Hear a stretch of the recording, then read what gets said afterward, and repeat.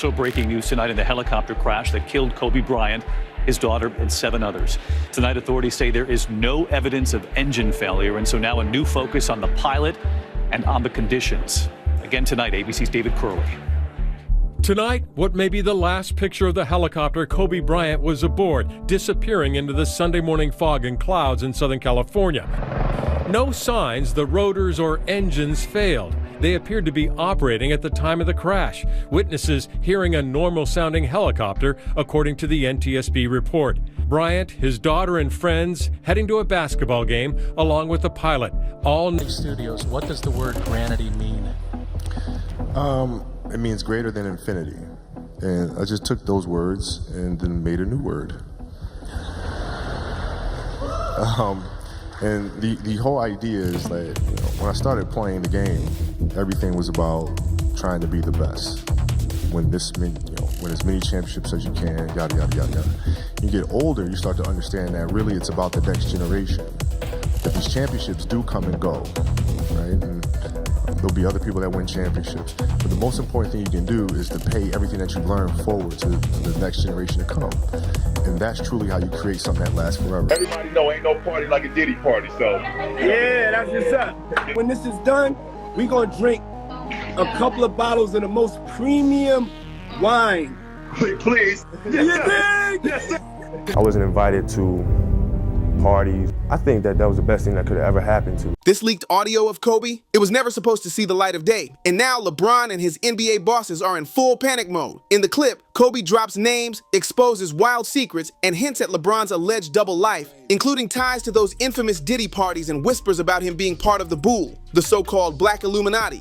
And now, insiders are claiming that NBA execs are doing everything they can to stop even more damning footage from getting out, especially tapes allegedly showing LeBron and Diddy together in situations they don't want the public seeing. It's got people asking, what exactly did Kobe know, and who wanted him to stay quiet? Let's rewind to one of Kobe's last interviews, and it's chilling.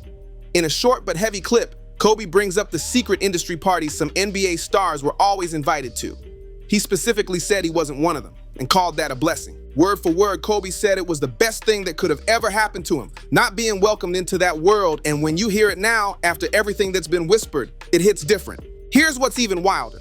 The metadata shows this audio was recorded in early 2020, just weeks before the tragic crash.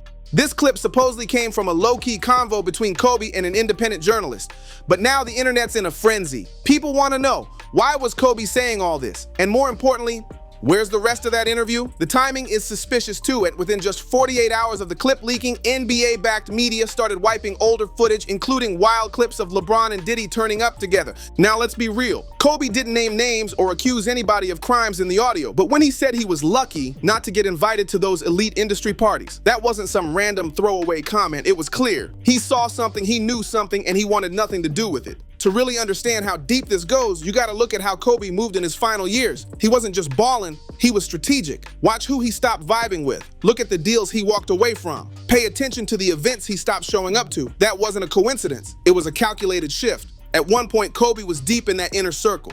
The big Nike endorsements, red carpet access, VIP invites. He had it all, just like LeBron.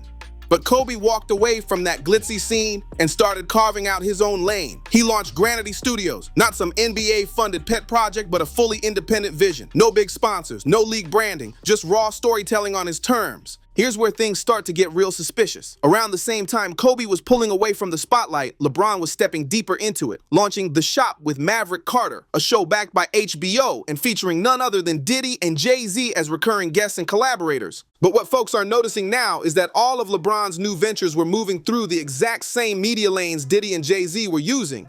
The same flashy black excellence branding, but with zero real accountability behind it. Just high-gloss power moves, no questions asked. Kobe? He wanted no part of it. He wasn't trying to be in the room with all the so-called elites. He tightened up his circle and made a sharp exit from the celeb athlete scene. And he wasn't shy about it either. And in multiple interviews, he straight up said he didn't trust where the culture was heading, especially when it came to the whole fame first, substance later attitude forming around star athletes. He didn't care who judged him. He didn't need validation from the locker room or the red carpet. Kobe didn't want to play that game. He refused to join their club. And that rubbed some people the wrong way because Kobe had influence, big influence influence, and the fact that he wasn't using it the way they wanted, that created tension. And so now, when you listen back to that audio of Kobe saying the best thing that ever happened to him was not getting invited to those industry parties, it all starts clicking. He saw what was really going on. He saw what LeBron and others were getting caught up in, and he made a choice to step away. Now let's be clear, we're not diving into all the crash conspiracies, but here's what is real. The same folks Kobe was stepping away from are now the ones in full damage control, scrambling to erase anything that might connect the dots. So the question is, what were they trying to hide?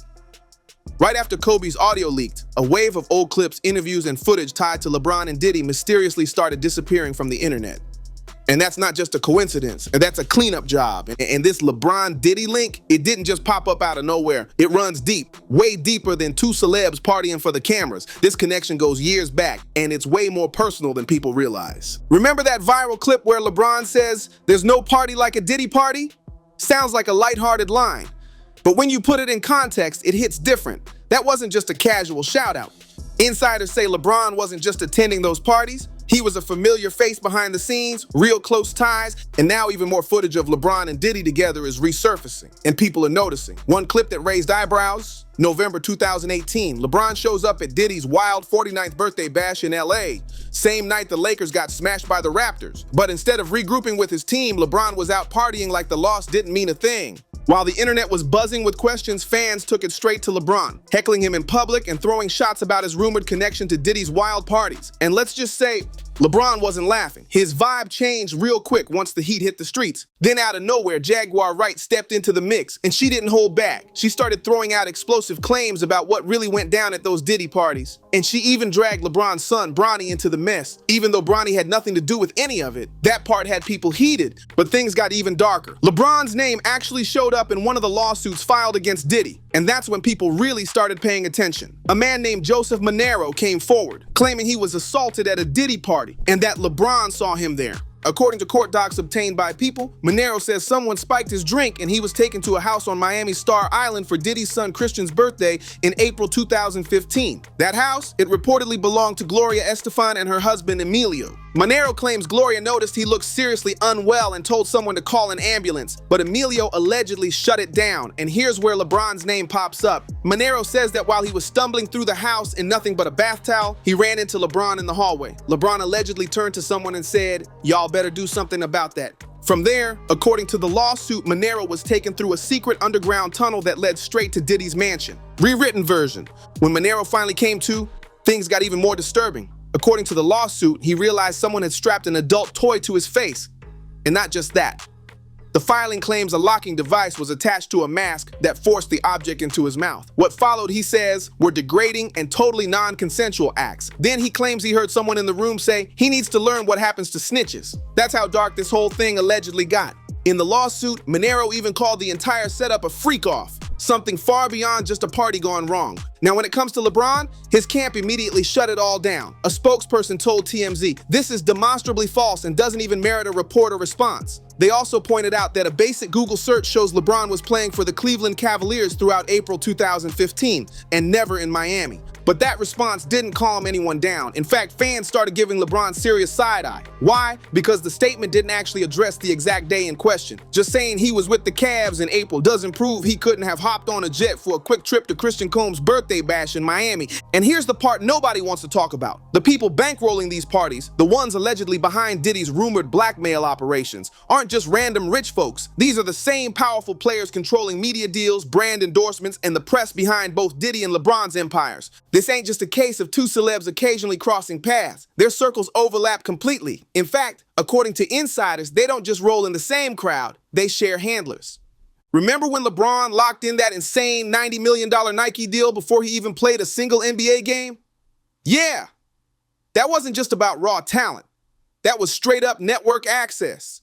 The kind of behind the curtain pull that only a select few ever get. Same way Diddy secured his Revolt media platform through Comcast. Different faces, same elite doors getting opened. And don't forget, from the jump, the media crowned him King James. His rookie season wasn't about earning stripes, it was a full-blown marketing campaign. The Cavs franchise didn't build around a team, they built around LeBron. No waiting his turn, no learning behind seasoned vets, no bench grind. LeBron walked into the league already wearing the crown. Meanwhile, Kobe had to fight for his shine. Now folks are starting to put the pieces together, and one theory making the rounds says LeBron and Diddy got that kind of special treatment because of their alleged membership in the Bull, the group some folks call the Black Illuminati.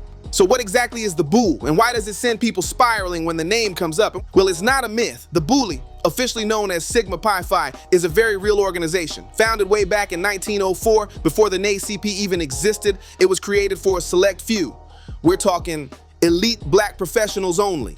Doctors, politicians, bankers, lawyers, not for the culture, for the gatekeepers. But here's the twist. They don't just go after high achievers. It's about influence, not just status. Quiet power. The Bulls' whole thing, move in silence while shaping the narrative. Media, business, sports, you name it. The Bull doesn't just recruit high-status people, it targets influencers. Folks who can shift culture, redirect attention, and keep the public focused on what the power players want.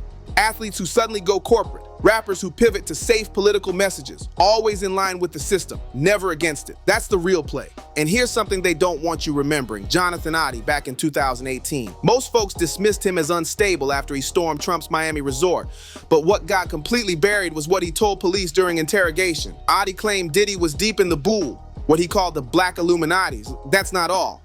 Oddie also claimed Diddy had connections to powerful political circles through his lawyers, Mark Garagos and Ben Markellis. But here's the kicker. One of the lawyers who defended Diddy in the RICO case, Teenie Jericho's, the daughter of Mark Garagos. You see how tight this circle really is? Fast forward to now, and look at everything piling up. Kobe's leaked audio, Diddy's court battles, LeBron staying real quiet, and all the suspicious footage getting wiped off the internet. It's not random, it lines up too perfectly. And that leads to the big question. Now, what's the NBA's role in all of this? Because it's clear their media machine is working overtime. Footage of LeBron and Diddy, scrubbed, mentions of these connections, buried.